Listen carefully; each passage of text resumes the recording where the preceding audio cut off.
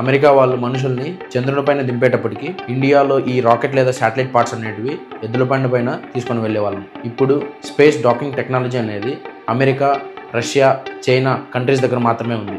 ఇప్పుడు ఇండియా దగ్గర కూడా. అంటే మనం అర్థం చేసుకోవచ్చు ఇండియా స్పేస్ టెక్నాలజీలో ఎంత ఫాస్ట్గా గ్రో అవుతుందని చెప్పి. రీసెంట్ టైమ్స్లో ఈ స్పేడెక్స్ రాకెట్ లాంచింగ్ గురించి చాలామంది వినే ఉంటారు కదా. ఈ rocket launching 13th December 2024 ISRO నుంచి జరిగింది. ఇంతవరకు ఇండియా ఎన్నో రాకెట్ లాంచెస్ చేసినప్పటికీ ఈ స్పేడెక్స్ ఎందుకంత ప్రత్యేకం? ఇది ఇండియా యొక్క స్పేస్ టెక్నాలజీలో ఒక పెద్ద గేమ్ చేంజర్ అని చెప్పి ఎందుకు చెప్తున్నారు? సో ఈ వీడియోలో ఈ స్పేడెక్స్ మిషన్ ఏంటి, ఇది ఎలా పనిచేస్తుంది, ఇది సక్సెస్ అయితే ఇండియాకి ఏంటి అడ్వాంటేజ్ అని చెప్పి చూద్దాం. So let's get in to the video. जब अंतरिक्ष में जाएगा हिंदुस्तानी लेकर के जाएगा. హాయ్ ఫ్రెండ్స్, నా పేరు Hari. Welcome to HRB world. రీసెంట్గా ఇస్రో లాంచ్ చేసిన రాకెట్లో 2 శాటిలైట్స్ ఉన్నాయి. ఒకటి చేజర్ అని చెప్పి, ఇంకోటి టార్గెట్ అని చెప్పి. ఈ ఒక్కొక్క శాటిలైట్ వెయిట్ వచ్చి 220 kgs. రాకెట్ లాంచ్ అయ్యాక వన్స్ రాకెట్ అనేది స్పేస్లోకి వెళ్ళిన తర్వాత ఈ 2 శాటిలైట్స్ అనేటివి 10 to 20 kilometers దూరానికి స్ప్లిట్ అవుతాయి.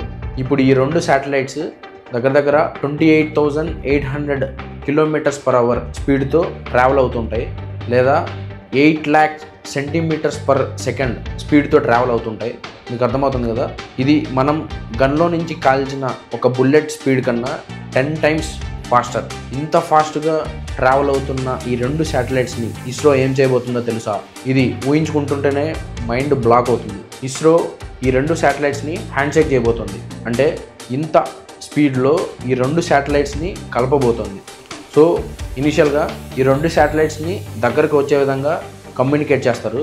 వన్స్ ఈ శాటిలైట్స్ అనేటివి దగ్గర అవుతున్నాయని చెప్పి ఈ 2 శాటిలైట్స్కి తెలిస్తే అవి వాటి థ్రస్టర్స్ ద్వారా వాటి స్పీడ్ని కంట్రోల్ చేసుకుంటా వాటి లొకేషన్స్ని క్లియర్గా నావిగేట్ చేసుకుంటాయి. ఈ ప్రాసెస్ ఎలా అంటే ఒక్కో శాటిలైట్ స్పీడ్ అనేది 28,800 km/h అని చెప్పాం కదా.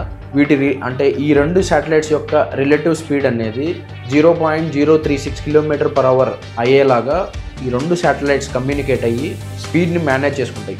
అంటే సపోజ్ చేజర్ అనే శాటిలైట్ 8 lakh cm/s స్పీడ్తో రన్ అవుతుంటే ఈ టార్గెట్ శాటిలైట్ అనేది 7,99,999 cm/s స్పీడ్తో ట్రావెల్ అవుతుంది.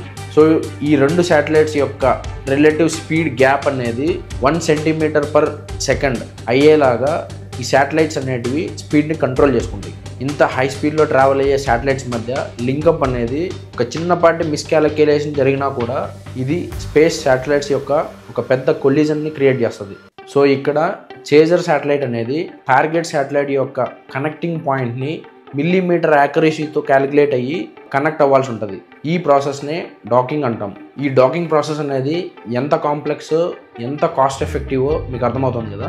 ఇంత కాంప్లెక్స్ ప్రాసెస్ని అచీవ్ చేయడం it is not simple docking. It is India shaking hands with its destiny. ఇక్కడ మనకు ఒక క్వశ్చన్ రైజ్ అవుతుంది, ఇలా 2 శాటిలైట్స్ని డాక్ చేస్తే మనకేంటి లాభం అని. ఇస్రో ఇంత డబ్బులు ఖర్చు పెట్టి ఈ ఎక్స్పెరిమెంట్ ఎందుకు చేయాలని కదా. ఇక్కడ చాలా పారామీటర్స్ ఉన్నాయి క్యాలిక్యులేట్ చేసుకోవడానికి. అంటే ఫర్ ఎగ్జాంపుల్కి ఆల్రెడీ రన్నింగ్లో ఉన్న ఒక శాటిలైట్ ఏదో ఒక రీజన్ వల్ల, అంటే ఫ్యూల్ అయిపోవడమో, బ్యాటరీ ట్రబుల్ ఇవ్వడమో, లేకపోతే ఏదన్నా టెక్నికల్ గ్లిచెస్ రావడం వల్ల ఈ శాటిలైట్ కనుక నిలిచిపోతే కనుక ఇప్పుడున్న టెక్నాలజీతో మనకున్న ఆప్షన్ ఇంకో కొత్త శాటిలైట్ని ఇంప్లిమెంట్ చేసి దాన్ని రాకెట్ హెల్ప్తో మళ్ళీ ఆర్బిట్లోకి తీసుకొని వెళ్ళి పెట్టడమే. ఒకసారి రాకెట్ని లాంచ్ చేయడానికి ఎంత ఖర్చు అవుతుందో తెలుసా? 1 kg వెయిట్ని స్పేస్లోకి తీసుకెళ్ళడానికి $30,000 నుంచి $40,000 ఖర్చు అవుతుంది. అలాంటిది మనం 200 kg ఉన్న ఒక శాటిలైట్ని మనం స్పేస్లోకి తీసుకెళ్ళడానికి దగ్గర $7 million అనేది ఖర్చు అవుతుంది. ఇలానే ఇంకా వెయిట్ ఎక్కువ ఉన్న శాటిలైట్ని కన్సిడర్ చేసుకుంటే 500 kg, 1000 kg ఉన్న శాటిలైట్స్ని మనం స్పేస్లోకి తీసుకెళ్లాలనుకుంటే ఇంకా ఎంత ఖర్చు అవుతుందో ఒకసారి ఊహించుకోండి. అదే ఈ డాకింగ్ కనుక సక్సెస్ అయితే రాకెట్ నుంచి రీఫ్యూయల్ ఆర్ రిపేర్ శాటిలైట్స్ని మనం ఆర్బిట్లోకి ప్రవేశపెట్టి దాన్ని నిలిచిపోయిన ఆ శాటిలైట్కి డాక్ చేసి దాన్ని మళ్ళీ రిపేర్ చేసి రీయూజ్ చేసుకోగలిగితే మనకి ఎంత పెద్ద బెనిఫిట్ అని చెప్పి ఒకసారి ఊహించుకోండి. సో ఇలా శాటిలైట్ రీయూజబిలిటీ అనేది, లేకపోతే శాటిలైట్ యొక్క లైఫ్ స్పాన్ అనేది ఇంకో 5 to 10 years మనం ఎక్స్పాండ్ చేసే అవకాశం ఉంది ఈ ప్రాసెస్తో. దీని తర్వాత ఇంకో మేజర్ థాట్ ఏంటంటే ఇండియాలో భారతీయ అంతరిక్ష స్టేషన్ అని చెప్పి BAS అని పిలుస్తుంది దీన్ని. ఇది 2035 కల్లా ఒక పెద్ద స్పేస్ స్టేషన్ని ఇండియా వాళ్ళు బిల్డ్ చేయాలని చెప్పి ప్లాన్ చేస్తున్నారు. ఇక్కడ మీరు ఇష్యూని అబ్జర్వ్ చేయొచ్చు. స్పేస్ స్టేషన్ అంటే అది దగ్గర ఒక పెద్ద బిల్డింగ్ సైజ్ అంత ఉంటుంది. దాన్ని ఒకేసారి స్పేస్ లోకి తీసుకురావడం అనేది ఇంపాసిబుల్ ఇప్పుడున్న టెక్నాలజీతో. మరి దీన్ని ఎలా బిల్డ్ చేయొచ్చు అంటే ఈ డాకింగ్ టెక్నాలజీస్తోనే. అంటే స్పేస్ స్టేషన్ కావాల్సిన ఇండివిజువల్ బ్లాక్స్ కానీ హబ్స్ కానీ డిఫరెంట్ రాకెట్స్ నుంచి స్పేస్ లోకి పంపించి